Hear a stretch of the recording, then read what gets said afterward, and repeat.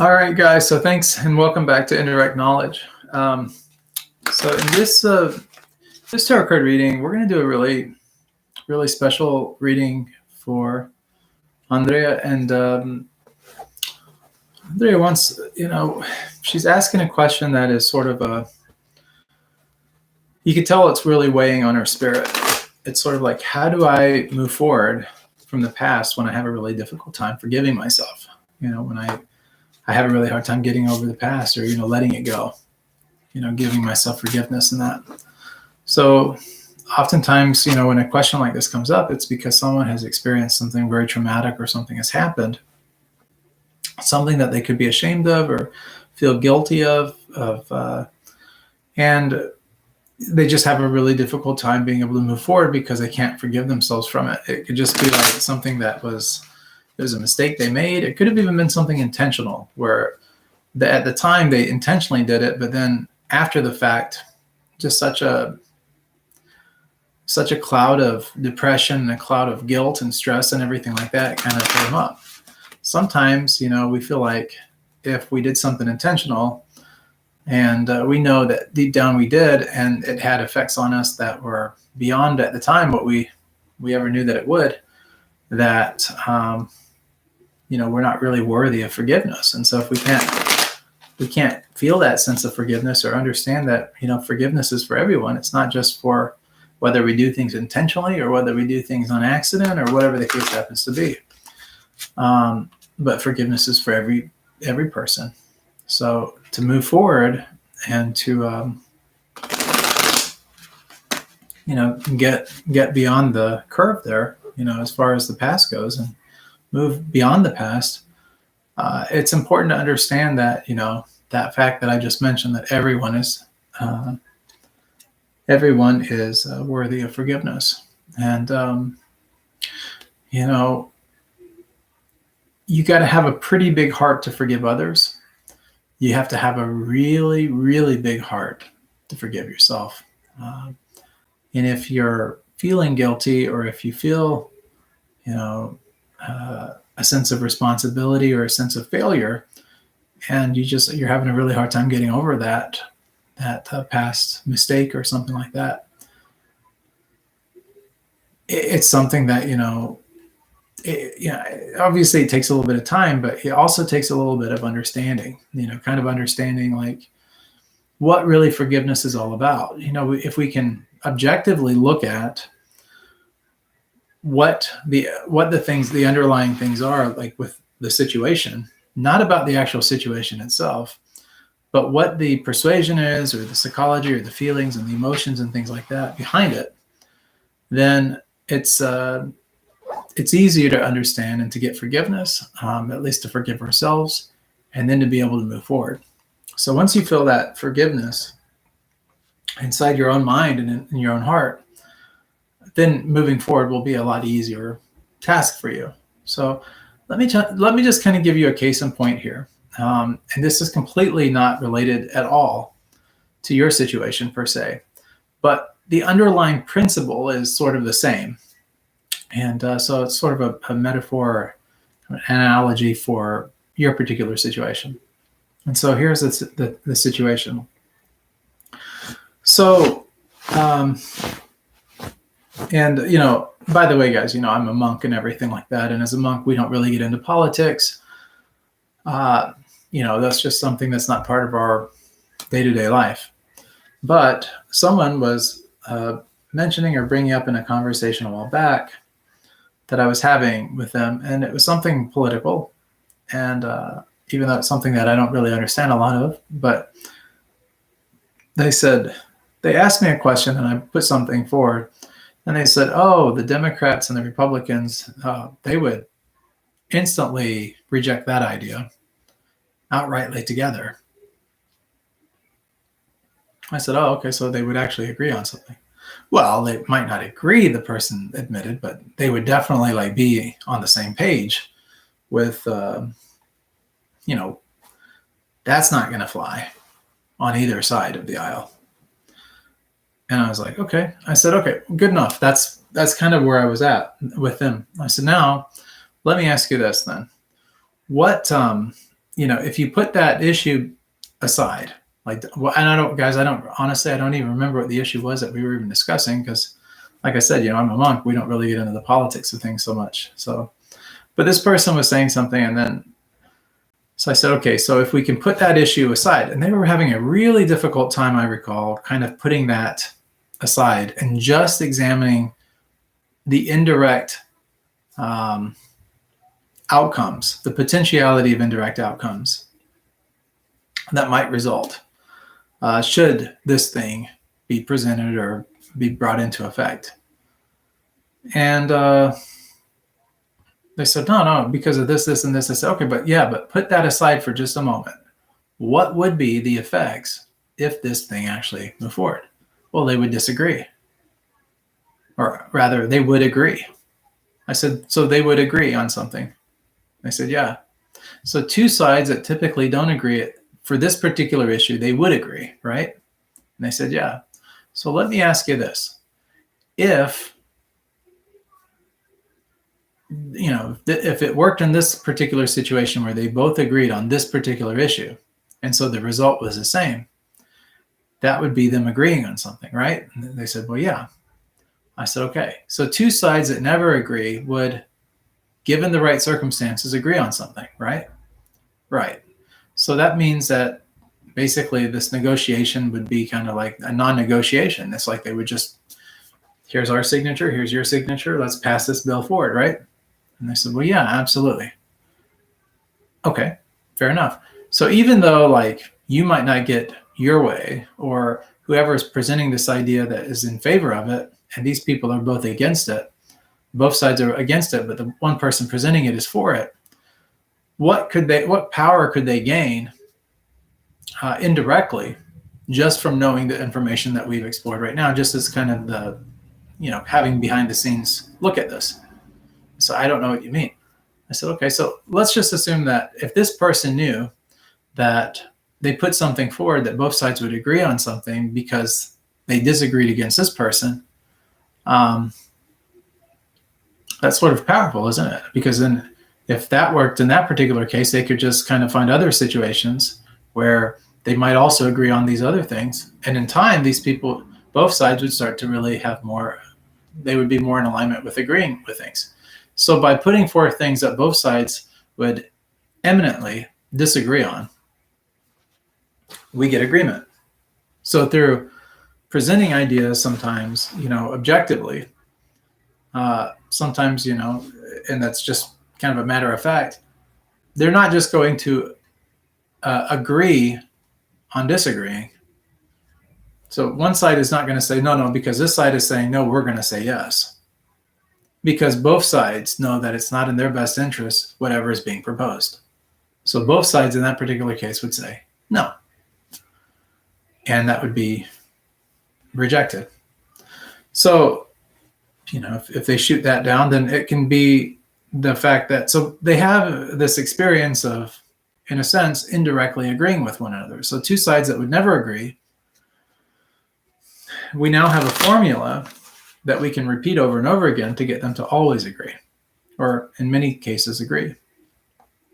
So we see sort of the psychology there behind that. So going back to what we were talking about a few minutes ago, what with Andrea and her situation and this, like not being able to get over the past, either we're feeling guilt from it, or maybe someone has, done something to us, or we've had a certain experience and, we're really not able to get past that experience because of the trauma behind that experience, whether it's our fault or someone else's fault or whatever the case happens to be. Forgiveness is one of those things that, it's very, very challenging or difficult, especially given certain circumstances because of our emotional connection with those circumstances. If we step back and kind of like with NLP, kind of observe things objectively, as though we're kind of a third person observing ourselves in the situation, the emotional connection is not there as strongly. We may empathize with the person that was the victim, whether we were the victimizer or we were the victim of a certain situation, but we'll be more detached from it, as though it wasn't near as personal So sometimes that's an important kind of way of looking at things, is to kind of step back from things and to see yourself as a third person observing two people having this experience, or whatever the situation was involved, where there was emotions and things that were tied to the situation. And then by stepping back, realizing, well, that's not really my situation. So it's almost like if you're going down the highway and you notice that there's an accident, right? Everybody's staring at the accident and stuff, but 10 miles past that accident, the thought of that accident is less and less and less. And then we become more absorbed back onto our own, whatever is important to us. So even though there may have been fatalities and everything else, those people, we didn't know them. I mean, the chances, probably we didn't know them. Most likely we didn't know them. We didn't know them. And even though, in a sense, we may be glad that it wasn't us in that circumstance or someone that we know or love, but then the other part of our human nature says, well, it very easily could have been us, or it very easily could have been someone that we love, and then we would have had these negative experiences. So we can empathize and even sympathize with people that have those kind of situations. But as we move beyond the accident and we kind of think about it objectively, grateful that it wasn't us in that circumstance, that we had to go through that pain or those circumstances, it still gives us, it still is less emotional for us than it would have been for, say, the people that were, kin to those people. Maybe if it was a daughter and her boyfriend that got in the accident and they, passed away, that girl's parents, that boy's parents, they may be very, very upset, and because that situation is so close to them, the parent may have had, maybe the daughter was driving the vehicle and she was a relatively new driver, maybe a teenager, and so she was a little less experienced on the road. That parent may blame themselves for not teaching the daughter to drive better, something like that. And then that would be very difficult for them to get past, because of the emotional connection to it. But you and me, if we're driving down the highway and we get past that, we really have not as strong a connection to it. Sometimes when we have these emotional things that we are connected to, sometimes it's okay to detach ourselves or disconnect from them, at least in thought. It doesn't mean that they didn't happen or that we weren't, experiencing them. But if we can step back from that experience, that trauma, and look at it objectively as kind of like the person driving the car that keeps on driving, but is just kind of having an afterthought of the situation, then it's very much less personal. It's less real for us, And if we can look at it as being less real and not as emotional, then we can start to look at it and understand it better. It's hard to really understand things or kind of the meaning behind things or why things happened or why tragedy happens. Why did we feel the way we felt in that moment? Why did we, do the thing that we did, or why did this happen to us? Or why did such and such, why did so-and-so do this to me? Or why did this person, and so because of that, maybe it's hard for us to move forward. Well, if we can look at it kind of from this detached, non-connected kind of way, we can make more sense of it. Because just like the person driving the road, they might start to think, well, probably the reason that accident happened is because there's a lot of ice on the road. It's winter time. That truck driver and stuff like that, he has a limited view through his mirrors and everything like that. And then as that car was coming and stuff like that, they might have been listening to the music too loud, or they might have been on their phone. They may have been texting. And then this just happened to occur, and that could have been the kind of what kind of brought forth the accident. Or it could just be very simply just, really bad luck, just something that happened out of the blue that, for no other reason it happened. And there's really no real explanation for it. We can try to read into it as much as we want, but, sometimes at the end of the day, things happen, right? And we want to make sense of things from our consciousness, to get some kind of a relief or some kind of an answer. It makes us feel more complete. It makes us feel better when we get a better understanding of things. And in the same way, if you step back from the situation and you're able to look at yourself through someone else's eyes, kind of as that third party perspective, like I'm trying to give you here, then you can see kind of what the situation really is and make more clear sense of it. At least see it through not as emotional eyes, and then when you're able to do that, then you can get some more clarity about things. And I think if you get that clarity, it'll start to make more sense to you. Let's do a reading though, because that's that will give me more clarity.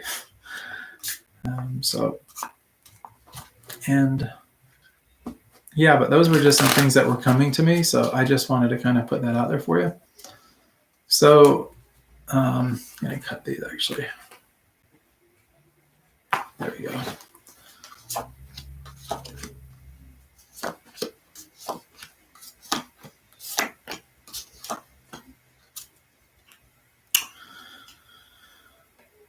Okay, so in the past, as far as the situation goes, it's all to do with justice. So this is relatively the recent past, not too far out. And justice is not blind. The scales there is about balance. Justice is about balancing out. Like what's right for one has to be right for the other.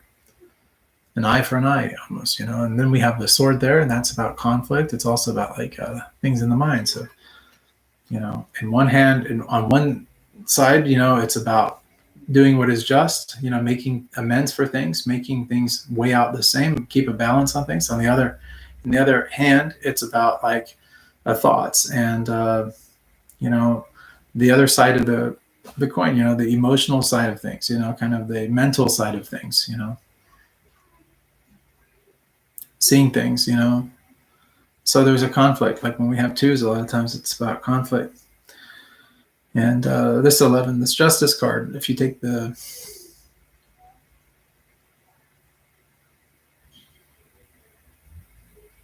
if you take 11 divided by 2, that's or 11, and you reduce it down, it becomes 2, which is really about kind of the inherent conflict and opposites.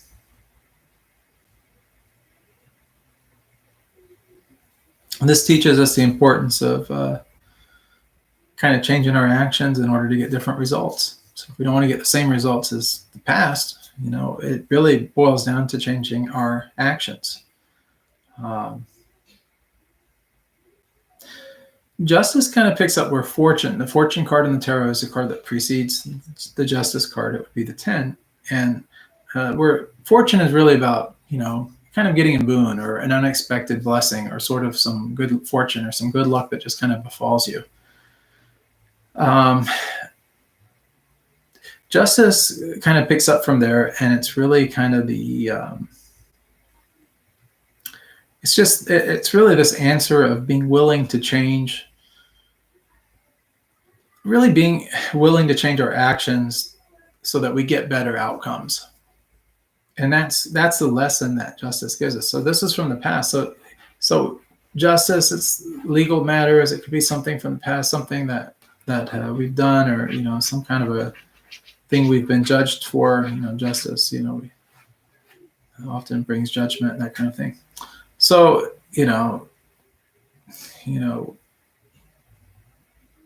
that's the justice. So in the present situation with where we're at, though, like it looks like good things have really come into play and all. We have the 10 of Cups. There's the 10 of Cups right there for you. This is a really great card, actually. It's really about personal attainment, fulfillment. Most often fulfillment in a love relationship, or a relationship with someone else anyway. And it's just, kind of good times. This is sort of like, kind of like the great dream, what we dream of and stuff. And that's really where you're at right now. And that's the 10, so that's sort of like it's a good place to be, emotionally, and it's good emotions, positive emotions, things like that are coming your way that are right here, right now for you. And then we also have in the near future, and guys, I'm calibrated to about 3 months out. That just means that depending on the energy of the card, I can kind of give you kind of a more of a ballpark in terms of like a more precise answer in terms of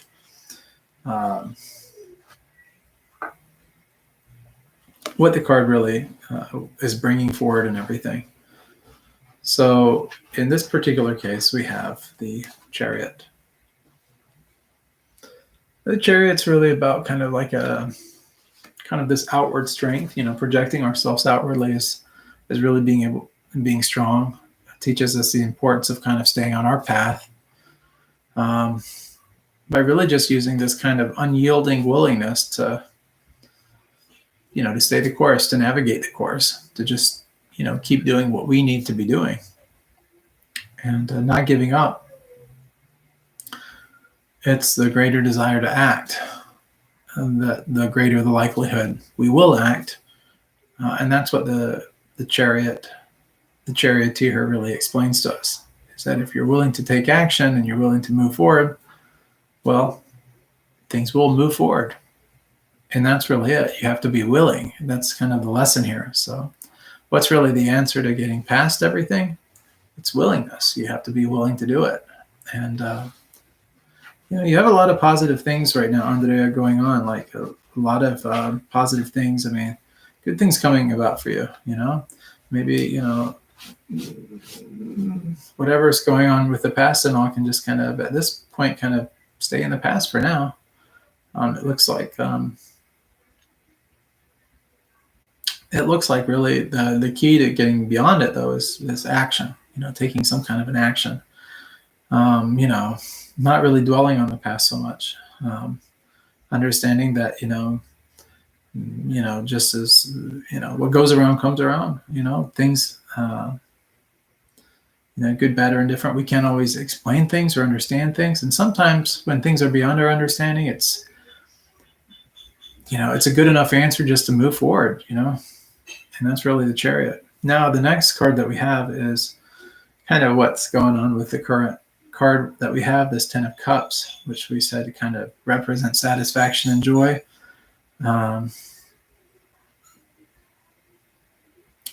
This is more about personal attainment and different things, but the card that really magnifies that, or kind of looks into that a little bit deeper, is this Page of Wands. It's a messenger card. And the pages are messengers and wands are about action. So it's a message about taking action. This is about creative potential also, doing things creatively.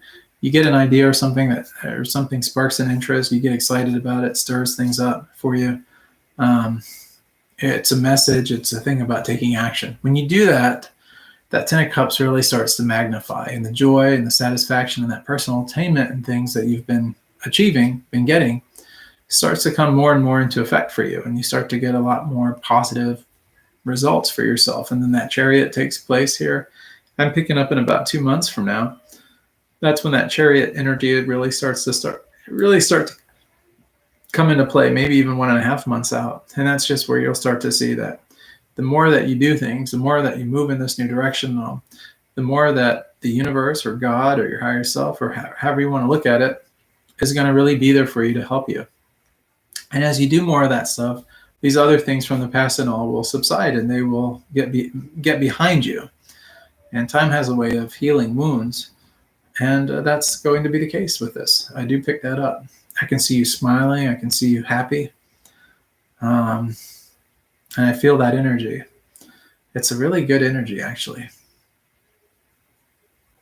Now, let's look at kind of where you're at with things, like kind of where you kind of maybe mentally, on some subconscious level even, perhaps, kind of really hope or see things or would like for things to go, that kind of thing and all. And we have this is the 5 of Swords. You can look and see there. 5 of Swords, this guy, he's a victor. In other words, he's kind of won a battle against these other blokes that are headed in the opposite direction. And look at that little smile. He's happy. He knows he won. These other people are retreating. He got the better of them. Here's the thing with this 5, though. Like fives are all about change and movement and things moving forward. So we're seeing that as really a big pattern here with this particular reading, this idea of taking action, moving forward, letting the past be in the past. But this 5 is about almost like winning at any price, winning at any cost. And sometimes, we have to stop and ask ourselves, when this card comes up, kind of the thing here is like, sometimes the price of winning may not actually be worth the reward that we get. So just be careful, like in terms of competition. You don't have to compete so much. Do nice things. If you're pursuing something in order to get justice, or you're pursuing something in order to make a point, I want you to think about this really long and hard, because this is what this card really represents and kind of what I pick up. If that's the case, I want you to remember that by the time that, will you be victorious? Will you get your result that you're wanting? Yeah. But the problem is that what you don't realize now, or you can't see right now, is that victory or that result or whatever it is that you're hoping to achieve, that you will indeed achieve, I'm afraid that by the time you get it, you're going to realize something like kind of this cold hard truth, and that it wasn't really worth all the energy and the effort and everything that you put into it. Sometimes it's just good advice to just let the past go. Sometimes we don't really have to get our own justice. Sometimes justice has a way of just taking care of things. And it also, the future has a way of taking care of us as well, moving us forward, brings new opportunities in order for us to do good for others and in order for us to make changes and ultimately get to a better version of ourselves. That is more beneficial and helpful and useful to not just ourselves, but also to other people. And in serving others selflessly and pursuing things in a nice way, things from the past really don't matter that much anyway. You can't really, you can't really govern your life from the past, with the exception of learning life lessons. The past is the past. It's already happened. So there's nothing you can really do much about it. What you can have control over, what you can do about things, is really the future. And so as you're making decisions moving forward, you can look at, really the direction you want to move in, and then decide, what good can come from this? What can I do now? Okay, I've learned my lessons from the past. What can I do now to get me to a happy place, to a better place? And once you start to realize that there's a lot of time for redemption or for forgiveness on either side, you're going to see a lot of positive things really start to come into your life. And you're going to be given a lot of opportunities to serve others that will, basically make the past forgivable, make the past, something that you don't really have to really worry too much about and that, so that's really some good advice. Now, what is the outcome here? Where are we headed? We've got that Chariot as kind of our future card and stuff, which is talking about taking on action and these kind of things. And you notice I've mentioned things about serving and, putting our energies in other directions and that. Where are we headed? Well,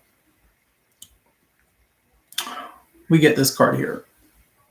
This is the 10 of Wands. So like we had the 10 of Cups earlier in the present moment, which is sort of like blessings, and it's like we're in this really good place. And in the future here, we get kind of inundated with a lot of things. We're taking on too much activity, doing too many things. And in that way, we kind of start to burn out. We're overworked. We're successful and we've been going in a nice direction, but at what cost? Maintaining that success is very, very hard work.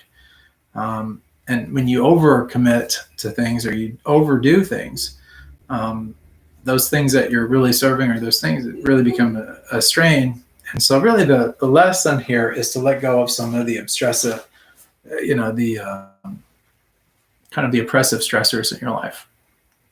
So I really get why this card comes up in this kind of a situation. It's almost like you figure that if you just involve yourself in activities where you don't really have to think about the past won't really haunt you, or it won't really rob you of your happiness. But in the same vein, you don't want to overcommit yourself or overwork yourself and all, because that's not worth it either. That's just not really feasible long-term and stuff. And then you may have a meltdown later on. So to keep that from happening, what is this reading really all about? What are we supposed to get from all of this? Kind of the answer to everything is really the moon. The moon card right here is one that it's all about, you have a wild dog and you have a wild wolf and you have a tame dog, and they're both howling at the moon. So when the moon comes out, it's really a different kind of energy. It's things that are below the surface. The moon is very, very hypnotizing. It's doing things really unconsciously, kind of where we start to narrowly kind of focus our attention in one direction. And then when doing that, we can sort of negate our negativity, like all of our doubt, our disbelief, hesitations, critical thinking, all those kind of things. And then in that way, we sort of almost mesmerize our unconscious mind, so that we can kind of, start to trust our own intuition and trust in the unknown, and feel good about, what's in front of us, whether we're fully aware of what's coming into our life or not, but just to kind of let things come in as they may. And that's really the key here, is to look at things. There's a lot of really amazing things that are happening right now in your life and that will continue to flourish for you. Some of this stuff is going to force you into different areas where you start to have to take action and stuff that's going to put the past behind you. So that's sort of the answer to the question there, is how can you move forward? Well, it's going to be by taking action. And it's not about, like, why you can't move forward a lot is because of the mind, the things that are in the mind. Well, for one who has conquered the mind is the best of friends. For one who has failed to do so, the mind will be the greatest enemy. And essentially what that means is you just have to get kind of a grip on your mind right now and realize that there's things that you need to be doing and start to work in the direction of doing those things. And as you continue doing those things, more things will come into your life, positive things, and then you have to make some decisions when those things come about.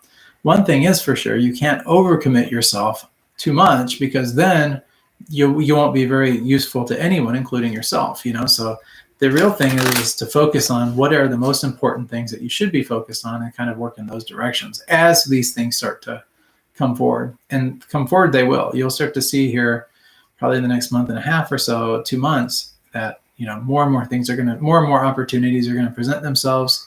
You're going to have the opportunity to serve in a myriad of different ways. And so really the key, or the answer to this and all, is to just kind of let your unconscious do where's your feelings, what's your instincts tell you, and trust those instincts and trust yourself to be able to make the right decisions and to take the actions that are going to be the most useful for all parties concerned, what will ultimately bring you happiness. When we serve others, it does genuinely make us feel a greater sense of happiness or satisfaction. And it's really a good thing to do. So anyway, I hope this helps you. If you, as your tarot coach, I'm always here for you, though, so please reach out to me. I'm always here for you. Trust that, because I genuinely mean it. Guys, most of you that watch this channel know that I'm a monk, and so, really for us, it's all about service. And also kind of the underlying message to a lot of these readings is sort of this idea of doing service. Loving other people is really serving them. And when you serve others and you do that selflessly with great devotion to that individual and all, you become very attractive to those people. And so much so that you actually become more powerful than them. So it's not really their choice to have power over you. It's really your choice to have power over them. Why? Because nobody's going to love that person the way that you love them. Nobody's going to put the energy or the effort into the relationship as you are. Why? Because you're doing more and you're very seriously committed to this mission.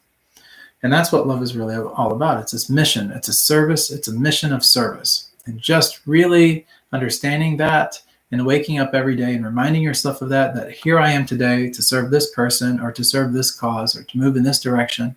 And that's my mission. That's my life's purpose. That's what I'm going to put my energy and efforts on. And everything else can just be secondary or tertiary. And it's okay to do other things, don't get me wrong. But at the forefront of everything that you do, you have to define what's the most important thing in your life, and then pursue that and serve that cause. For us monks, of course, that's God, or that kind of thing.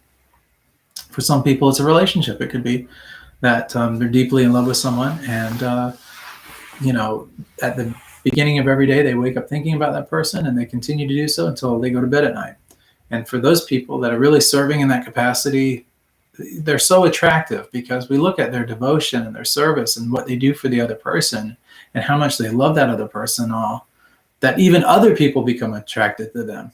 But their focus and their attention is so singular and it's so narrowly focused that all they can see is just that one person that they love, the object of their affection that they've put everything into. And you see, that's really it. So with this tarot card reading, it really boils down to that. Things are going to come into play right now, a lot of positive things are coming your way. Just trust your intuition and then start to serve in those directions. And I promise you that the past, it will just kind of stay in the past, and it will linger there. And, forgiveness will come with time. If you can't get forgiveness now, or you can't forgive yourself, or you can't forgive the other person or the other parties involved, that's okay right now. You don't have to. You don't have to do that right now. Right now is a different moment for doing different things. Now it's about serving something else or someone else or some other cause, or you get the point. And if you can do that and really start to put your focus and energy there, that's your litmus test. And then whatever that object of your affection is, whatever it is that you give your attention and focus to, and all that is the most important thing in your life,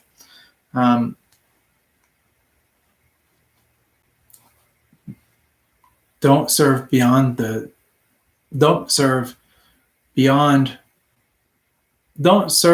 others if it takes away from serving that objective. Otherwise, like the card said about the future, it's like you'll take on too much, and it'll, you won't be really able to serve in any one direction singularly, as you would like to, and you'll feel a disconnection there. So to keep that from happening, we have the moon card that came in. It's about seeing things beyond just what we see on the surface. So anyways, I love you, and I hope that this has helped you in some capacity. If you need anything, please reach out to me. I'm always here for you. And for all of you watching, please subscribe to the channel if you haven't already. Hit the like button on this video if you like the video. And then, of course, if you want to get notifications, or if you want to get some questions asked while we're online or on the air doing these live streams, click that button for the bell icon, and that will get you notifications when we come on. And that's really it. If you want to support the monks or support our mission of helping others and spreading the message of love for God to others, then you are more than welcome to help us out. You can just go to helpbydonating.com, give whatever donation is in your heart, and that's it. So thanks so much for tuning in. If you guys need anything, my email address will be in the description below this video, along with that helpbydonating.com address. And that's it. Thanks so much for tuning in. I'll see you guys on the next episode of Indirect Knowledge.